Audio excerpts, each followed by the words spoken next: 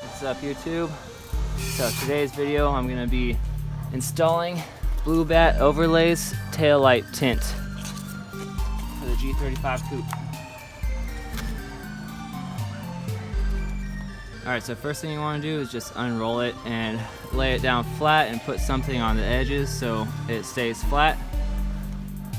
So Blue Bat Overlays is the company, and this is a 25% tint, and they give you like many options for like the cutouts or how dark you want the tint, or if you want it just straight black.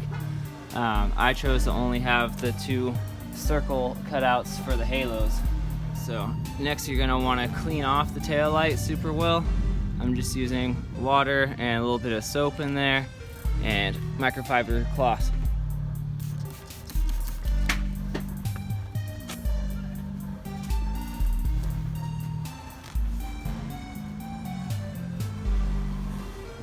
You're gonna wanna have one of these or a credit card with a microfiber cloth to help spread out the bubbles.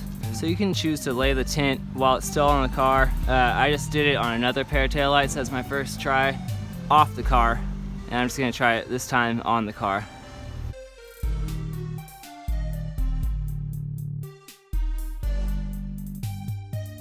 Spray bottle with the soap and water to spray down the taillight, and then spray down the inside of this once you peel the sticker back off, and then that allows you to kind of have a little bit of wiggle room once it's on. It doesn't just stick really hard.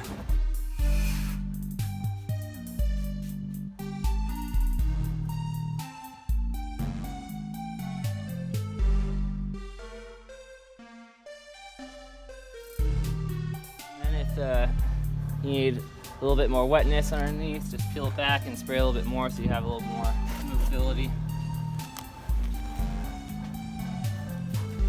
Alright, so what I'm looking for in mine is I'm trying to line up these corners with the natural circle of the taillights.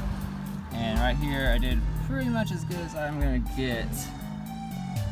And then, so basically you're going to want to work your way from the middle out towards the edges. So here down, here up, here out, same thing all around.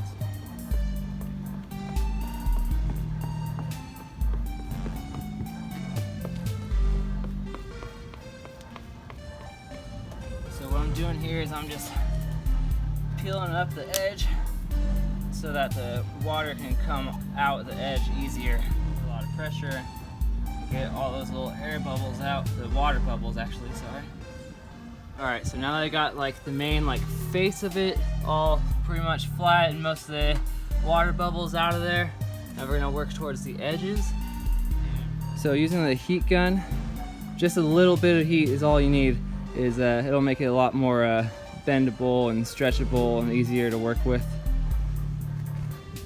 Alright, so if you like stretch too much, you're gonna get like these creases. Don't be too upset, because if you just work it with the heat gun and just pull it, it'll work out.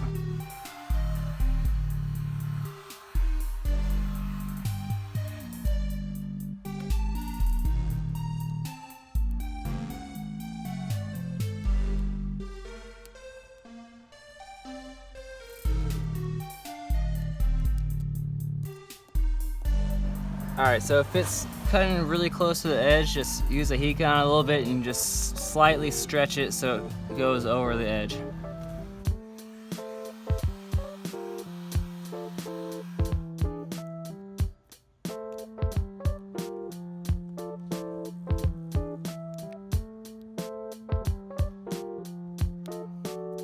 Alright, this is after working all the edges, stretching them over, trying to get all the little wrinkles out before I tuck the edges and cut it with the razor blade.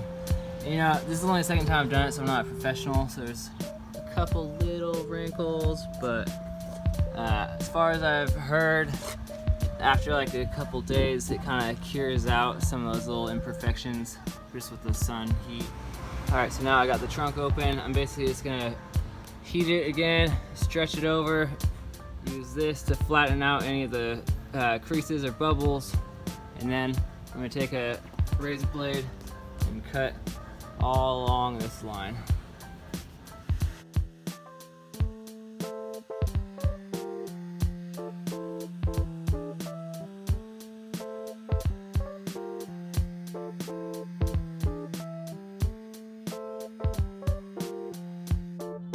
So if it's just like a little bit like that, I was planning on just cutting it, but I'm actually going to use this to kind of tuck it in as I'm heating it. Make sure to get all those bubbles out just in case, and then tuck it.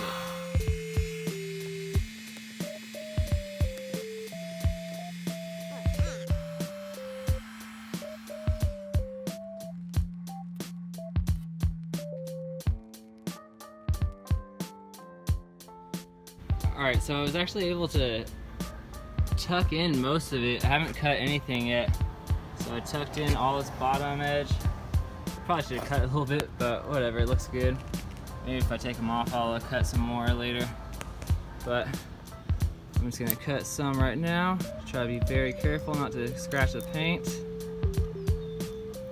or the tail light, obviously. And use a fresh blade.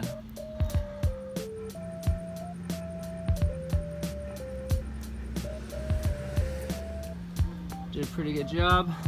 It's not perfect, but like I said, I'm pretty sure most of the little imperfections will kind of cure out over the next couple days. I think it looks pretty sick. It really makes those halos pop. This is without the tint. And I did black out the housing, so it is already a little darker than normal. So what do you guys think? This or with the tint? Definitely looks like damn near black, but if you look in the right lighting, you can still see through it. You can still see through the reverse lens, still see the side marker. It looks a lot better at night, like the side marker shines through way better.